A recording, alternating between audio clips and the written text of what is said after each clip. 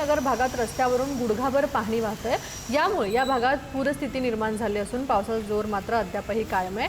या भागात नगरपालिकेने उपाययोजना करणं गरजेचं होतं, परंतु याकडे दुर्लक्ष केल्याने आता नागरिकांना घराबाहेर पडणंही अवघड झालंय। तसंच घरांमध्ये रुग्ण देखील असून त्यांना जर रुग्णालयात दाखल करायचं असेल तर गाडी पोहोचणंही अवघड झालंय। याच परिस्थितीचा आढावा घेतलाय आमचे प्रतिनिधी उदय नागरगोजे यांनी।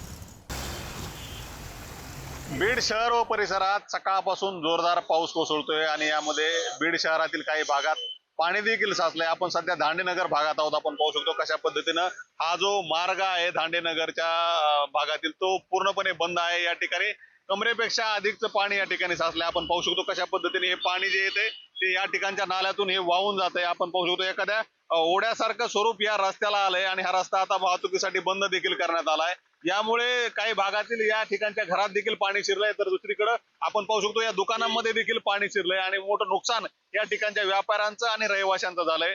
या ठिकाणचे ज्या नाल्या आहेत त्या तुंबलेल्या आहेत, तसेच त्या छोट्या आहेत, त्यामुळे या ठिकाणच्या नाल्यांचं रुंदीकरण करावं अशी मागणी या भागातील नागरिकांनी अनेक दिवसापासून केली होती, परंतु नगरपालिकेने मात्र याकडे दुर्लक्ष केलं आणि त्याचा आता परिणाम या भागातील रहिवाशांना भोगावा लागतोय। या भागातील वाहतूक बंद होण्याबरोबरच नागरिकांच्या घरात देखील पाणी शिरलंय आणि या ठिकाणी पूरस्थिती निर्माण झाली असंच म्हणावं लागेल आपल्याला। अशाच पद्धतीने या भागातील जे दुसरे रस्ते आहेत ते देखील जलमय झाले आहेत आणि यावर नगरपालिकेने तातडीने उपाययोजना करावी आणि नागरिकांची या त्रासातून सुटका करावी अशी मागणी केली जात आहे। उदय नागरगोजे, पुढारी न्यूज, बीड।